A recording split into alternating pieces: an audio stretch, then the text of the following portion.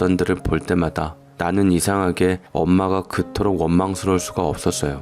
내가 선택한 결정이었지만 다 엄마 때문이라는 생각에 여자들을 볼 때마다 화가 나서 도저히 만날 수가 없었습니다. 맞선을 볼 때는 예민함이 극에 달했고 가끔씩 잊혀졌다고 생각한 그녀가 떠올랐죠. 그리고 그녀와 우연찮게 닮은 여자와 잘 되어 몇 번 만남을 유지하고 있을 때 막내 누나가 간만에 집에 찾아와서 제 방문을 두드리더라고요. 그동안 많이 아팠다면서? 지금은 괜찮아? 많이 야위었네. 사실 너한테 할 말이 좀 있어서 찾아왔어. 더 일찍 말을 했어야 됐는데 네가 요새 많이 바빴던 것 같아서 라고 말을 했고 저는 누나와 있는 것도 불편해서 냉정하게 무슨 일이냐고 물었더니만 누나는 내게 사진 한 장을 보여주더이다. 이 사진 대체 뭐야? 그리고 그건 내가 사랑했던 여자의 사진이었어요. 세란이 그녀가 혼자서 갓난아이를 안고 사진을 찍은 모습이었습니다. 저는 매우 놀랐고 불안한 예감이 느껴져 손이 떨려오더라고요. 도대체 누나가 무슨 저희로 내게 이런 사진을 보여주는지 기막히기도 해서 되려 물었죠. 이게 뭐야? 세란이 사진을 또 왜 보여줘서 날 흔드는 건데? 나 얼마 전에 다시 시작한 여자 있는 거 우리 엄마한테 들었지? 나도 힘들 만큼 힘들었어. 더 이상 세란이랑 엮이고 싶지 않아. 네 아이야. 사진 속의 아이.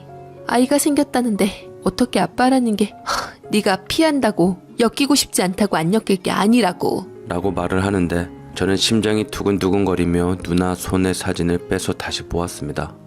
아직 너무나도 어린 아이라서 날 닮았는지 누굴 닮았는지 몰라서 감이 잘 오질 않았어요.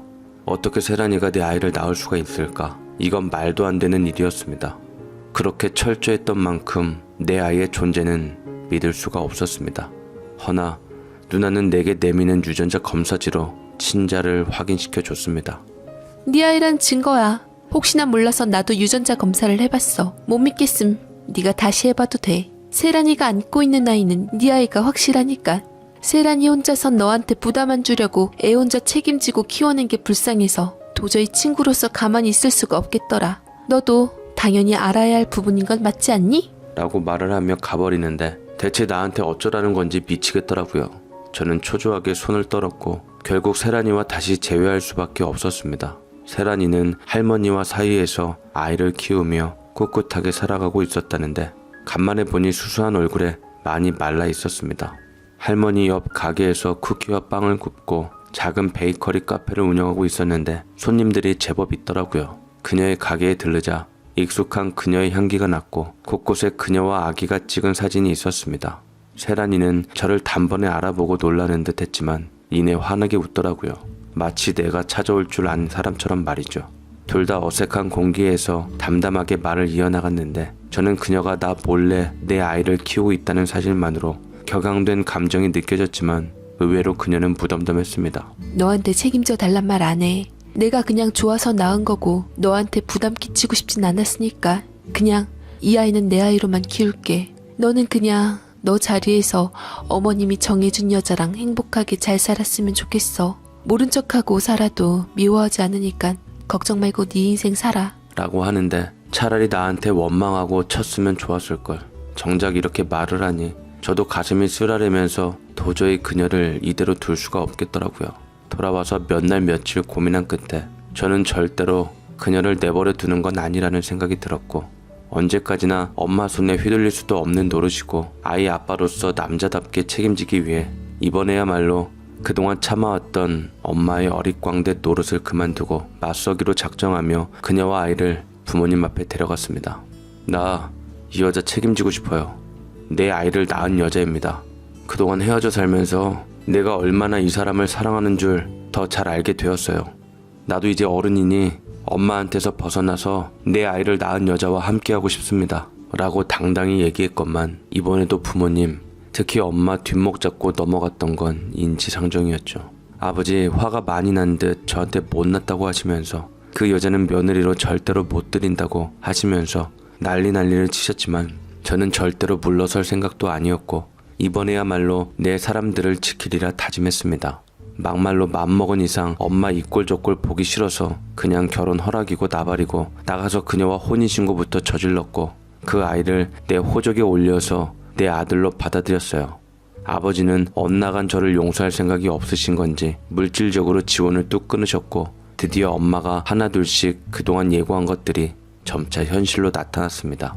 어머니의 만류에도 불구하고 저를 완전히 집에서 내쫓으시려고 작정하신 듯 하나둘씩 떠나있던 누나들과 이제 그의 식구들을 곁으로 불러 모으기 시작하더라고요.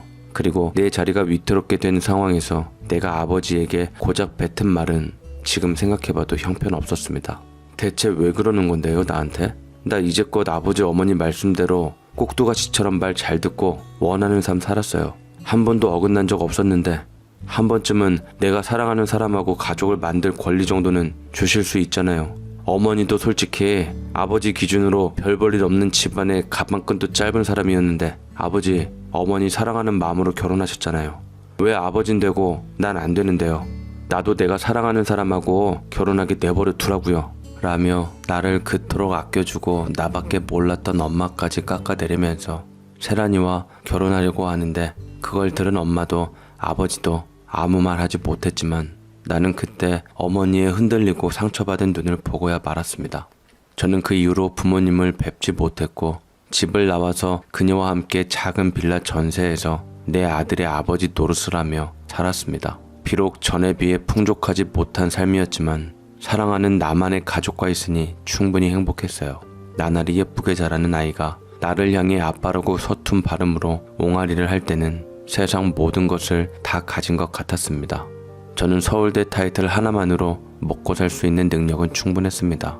직장 생활을 제대로 해본 적이 없어 들어가는 회사마다 오래 다니진 못했지만 대신 집집마다 찾아가며 아이들을 과외하며 벌어먹고 살았는데 제법 쏠쏠하긴 했어요.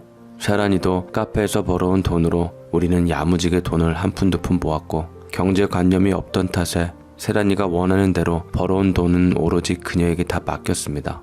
마침 그때 간간히 우리 집에 들리던 은석이 막내 누나가 차린 회사가 어려워져 정리 후 보험 설계사를 했을 때였는데 돈이 제법 많이 벌려서 건수 올려준답시고 보험 여러 들은 것 빼고는 나머지는 다 저축했다고 했습니다. 근데 무슨 보험을 그렇게 많이 들어놨어? 생명보험? 종신보험? 뭐가 이렇게 많아? 이제 누나 일은 누나가 좀 알아서 하라고 해.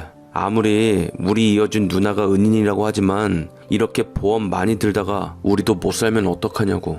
걱정 마. 그거 겉으론 생명보험이고 종신보험이지만 아프면 병원비도 나오고 보험료 안 타면 나중에 만기 환급 다 되는 상품으로 저축성으로도 좋다고 하더라고. 내가 알아서 할 테니까 자기는 신경 쓰지 마. 나 믿지? 오늘 용돈은 기분이다. 2배 올려줄 테니까 맛있는 거라도 좀 사 먹어. 10,000원 여기 있어.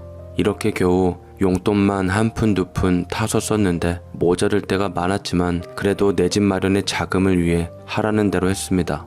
예전에 엄마한테 모두 맡겼던 것처럼 습관적으로 말이죠. 쥐콩만한 빌라 전세에서 벗어나 우리들만의 집 장만을 통해 가기만을 간절히 바랬습니다. 전의 삶을 그리워하지 않으려고 아들과 아내만을 보고 정신없이 살자 시간은 금방 갔는데 행복하게 산다고 생각하는 와중에서도 때때로 오는 불안함은 있었습니다. 그건 불투명한 내 미래에 대한 것은 결코 아니었고 나를 여태껏 지배했다고 생각했던 그토록 벗어나고 싶어 했던 바로 어머니의 근황이었습니다. 어떻게 사시고 계시는지 엄마 말처럼 내가 제멋대로 굴어서 정말 그 집안에서 쫓겨났는지 내가 없어져서 엄마의 기반이 정말로 약해져 있는지 이 정도 시간이 흘렀으면 나를 찾을 만도 했건만 내가 친 뒤통수에 대한 배신감이 큰 탓인지 엄마는 나를 찾지 않았던 것이 서운했습니다. 시간이 갈수록 어머니가 무척이나 그리워졌고 내 맘을 달랠 길은 없었어요. 간혹 눈물이 흐르기도 했는데 괜히 내 맘을 아내에게 들킬까봐 다른 사람이 말했던 것처럼 마마보이라는 소리밖에 듣지 못할 것이 뻔해 애써 숨겼습니다. 그런데 어머니의 소식은 얼마 지나지 않아 뜻밖의 사건으로 마주할 수 있었습니다. 그날은 과외학생 집 앞까지 갔는데 아이들이 시험이 끝난 날이라 단체로 놀러 나갔다고 과외 수업을 줄줄이 펑크낸 날이었어요. 별수 없이 회수 차감만 하고 간만에 일찍 들어온 김에 이것저것 아내와 아들이 좋아하는 것들을 사들고 서투르지만 인터넷 보고 요리라도 해줄까 싶어서 집으로 돌아오는 길이었는데 그날따라 도어락 문이 조금 열려 있었습니다. 신발장에선 웬 여자 신발들이 잔뜩 있었고 문틈 사이에서 여자들의 시끄러운 들뜬 목소리가 제 동작을 멈칫하게 했죠. 그곳에는 바로 누나들 5명과 아내가 무척이나 친한 듯 깔깔거리고 있었습니다. 나에게 감정 좋을 리 없는 5 누나들과 어떻게 아내가 저렇게 즐거운 분위기 속에서 노닥거릴 수 있는지 입이 바싹 말라가더라고요. 분명 좋지 않은 예감이 들었습니다. 이제 나이살이나 꽤 먹은 첫째 누나가 주름이 자글자글한 눈가로 표독스럽게 웃더라고요. 아유, 속 시원해. 진짜 알턴이 빠진 것 같네. 은석이와 세란이 덕분에 영익이네 쫓았으니 아버지만 살살 구슬리면 모든 게 우리 것이 되겠지? 그 여자 내보내고 아버지도 하루 이틀 하고 있으니 맘 돌리긴 쉬울 거야. 그 여자도 주제도 모른 채 우리 엄마 자리 꿰찬 벌 받고 있는 거지. 어딜 아들 하나 낳은 유세로 집안에 자리 차지하려고 해? 그동안은 영익이 하나로 참 오래 버텼지. 아들 하나 믿고 간신히 숨통 유지하던 여자가 끊어졌으니 안방마님 자리 차지할 수 있겠어? 이게 다 세란이 니 덕이다 정말. 그러니까 말야, 다 작전대로 잘 되었지. 세란이 공도 컸지만 내 공도 컸다는 거 알지? 언니들은 가만히 앉아서 코 풀었으니까 기어 제일 많이 한 내가 우선권 있다는 것만 잊지 마. 알았어, 기집애. 하마터면 영익이랑 그 여자한테 다 넘길 뻔했는데 네가 먹는 게 홀랐지. 멋모를 땐 네가 왜 그 여자랑 영익이 옆에 알랑거리나 했는데 다 네가 계획이 있었구나. 똑똑한 것. 수고했다. 순간 숨이 멈출 뻔했습니다. 이 모든 것이 바로 아내를 이용한 계획이었던 것을 내가 알자마자 하마터면 다리가 풀려서 자리에서 쓰러질 뻔했습니다.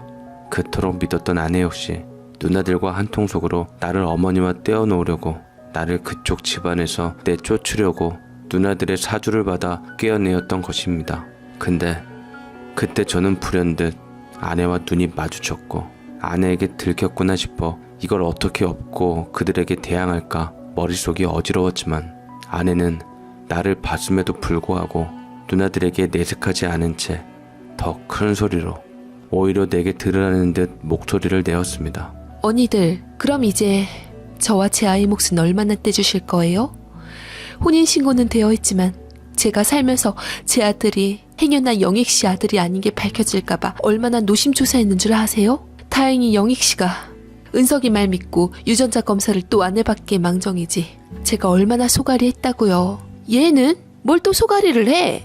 그동안 네가 어떻게 산지 다 아는데 고작 이런 일로 약한 소리 할 줄 몰랐다. 하목 떼주기도 할 테지만 그것 말고도 영익이 옆에 버티고 살다 보면 그간 들었던 보험들이 효자 노릇할 줄 누가 알겠니? 그거 다 타면 무려 10억 원이 넘는데 잠깐 살고 꽤 괜찮은 장사 아니니? 영익씨가 당장 어떻게 되는 것도 아니고 은석이 네가 보험 가입하라고 가입서 영익씨한테 받아낼 때마다 조마조마하게 스트레스 많이 받았어.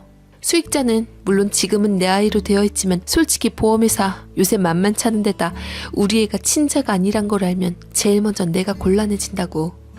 됐고요. 저 돈이고 뭐고 이제 마음 좀 편하게 살고 싶어요. 그러니 애초에 우리가 계약했던 약속한 돈만 빨리 떼주시면 좋을 것 같아요. 영익씨와의 관계는 내가 알아서 그 후에 정리할게요. 라고 말을 하는데 이 말을 듣고 어지러움이 확 느껴지면서 내가 어머니를 배신한 벌을 이렇게 받는구나. 어머니 말을 허투루 들어선 안 되는 거였는데 우리를 호시탐탐 보고 있던 시선들이 이토록 많았던 것을 경계하고 또 경계해야만 했는데 어머니의 울타리가 없이 제멋대로 날뛰던 대가를 지금에서야 난 받고 있는 거였습니다. 저는 정신 차리고 뒤이어서 나오는 말들을 모두 녹음해서 누나들의 간악한 술수에 의한 것들을 모두 녹음해 훗날 증거로 쓰일 날이 있기를 바라고 저는 그 자리에서 도망쳐서 본가로 돌아와 어머니를 간절히 찾았습니다. 그러나 본가에 당연히 지켜야 할 어머니는 어디에도 안 계셨고 아버지가 안방에서 어느 여자의 간병을 받으며 자리를 지키고 있더라고요. 아버지는 저를 보자마자 기력 없는 몸을 일으키며 그 와중에도 제게 아들도 아니라는 둥 험담을 하며 당장 나가라고 하는데 그 곁에 있는 여자가 더 난리를 치며 날카롭게 어르신 곁에서 당장 나가라고 했습니다. 아무래도 누나들이 어머니 나간 틈에 심어놓은 여자가 분명했죠. 저는 여자를 밀친 후 아버지 드러나는 듯 누나들이 뒤에서 아버지 재산에 대한 뒷담화를 한 것을 알아야 할 것 같아 들려드리려고 싶지만 행여 충격에 잘못되실까봐 그렇게까지는 못하겠더라고요. 다만 아버지에게 조심스럽게 말했습니다. 누나들 너무 믿지 마세요 아버지. 그래도 아버지 생각해준 건 어머니밖에 없었어요. 돈 때문에 엄마의 형제 자매들하고도 이절한 터라 엄마의 행방을 아는 사람은 많지 않았습니다. 저도 수중에 돈이 많이 있질 않아 사람을 시켜서 찾을 수도 없는 노릇이고 대한민국에서 집에서 쫓겨나 어딘가에 있을 어머니가 부디 버티기만을 바라고 저는 갈 곳 없이 거리를 헤매고 있었는데 세란이 그 여자에게서 연락이 오더군요. 처음에는 안 받을까 하다가 분명 누나들하고 있었을 때 나를 보고도 참말을 했었기에 저는 받아보기로 했습니다. 자기야, 나야. 누나들이랑 내가 했던 말 다 들었지? 내가 다 밝힐 테니까 일단 돌아와. 갈 곳도 없잖아. 내가 모든 걸 설명해 줄 테니까 이번에 한 번만 날 믿어봐.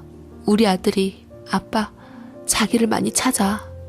라고 말을 하는데 저는 그녀가 이렇게 나온 이상 모든 해결을 할 수 있는 키를 갖고 있다 생각이 들어서 그녀와 아들이 있는 집을 찾아갔습니다. 아내가 문을 열어주자마자 내 아들이, 아니 그녀의 아들이 졸린 눈을 비비며 내게 와락 달려들더라고요.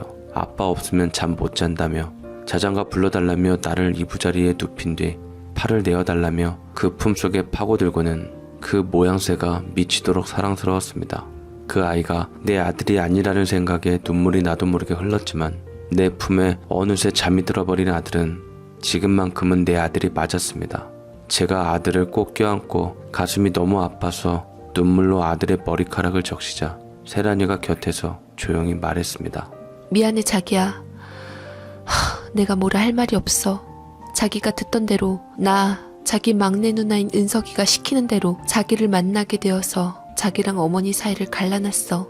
원래 그렇게까지 하려던 것은 아니었는데 하필 어머니가 나타나서 자기랑 만난다는 이유로 우리 할머니 분식집을 엉망으로 만들어 놓고 나를 깔고 뭉개놓으니 지렁이도 밟으면 꿈틀거린다고 나도 용서할 수가 없겠더라고. 그 뒤로 은석이가 내게 거액을 제시했고 나는 돈이 필요해서 내 뱃속에 있는 아이를 자기 아이라고 숨기고 자기를 나한테 오게 한 거야. 은석이 회사 넘기고 보험 설계사 일을 했는데 계속 나한테 실적 올릴 겸 자기 생명보험이며 종신보험만 들게 하더라고. 그러니까 은석이랑 언니들이 무서워지기 시작하는 거야. 정말 자기한테 뭔가 할까봐 싶어서 내 할 바 아니라고 생각했는데 그래도 자기랑 같이 부부로 산 정이 있어서 그런지 계속 마음이 쓰이고 내 아들도 자기를 진짜 아빠로 여기고 있는데 그냥 욕심 같아선 이대로 나는 살았으면 했는데 생각해보니 또 내 아들이 자기 아들은 아니니 언제까지 속일 수가 없겠더라고. 자기가 너무 착하고 다정해서 내가 양심상 밝힐 수밖에 없었어. 미안해. 내가 다 잘못했어. 라고 그녀가 나를 붙잡고 우는데 결코 거짓말을 할 리도 없었고 이제 와서 아들을 걸고 거짓말을 할 이유도 없었습니다. 저는 모든 상황을 깨닫고 누나들을 도저히 용서를 할 수가 없었고 세란이는 뒤늦게라도 미안함에 나를 돕겠다며 이제껏 자기가 모은 돈을 내밀고 어머니를 찾으라고 했습니다. 저는 어머니를 찾는데 실종 신고를 하고 따로 사설에서 사람을 고용했어요. 먼저 찾은 것은 역시 돈 주고 고용한 사람들이었습니다. 어머니는 어느 지방의 요양원에 계셨는데 그 옛날 어머니와 함께 병원에서 일했던 동료가 운영하던 요양원이라고 하더라고요. 저는 당장에 어머니를 찾아 한달음에 달려가 어머니가 계신 곳으로 향했고 어머니는 나를 통해 이루시려던 모든 욕심을 다 내려놓으시고 불같이 화려한 시간을 지낸 것이 무색하게도 너무나도 초라한 행색으로 있었습니다. 어머니께서는 제가 떠나고 난 후 집안에서 아들 교육 제대로 못 시켰단 죄로 책임을 지고 쫓겨나듯 으리으리한 집 밖으로 밀려나갔고 그 누구보다도 충격이 크셨던지 마음의 문을 닫은 듯 입을 꾹 다무셨다고 합니다. 나를 보았지만 어머님께서는 전혀 동요 없이 나를 낯선 사람 대하듯 보며 피했습니다.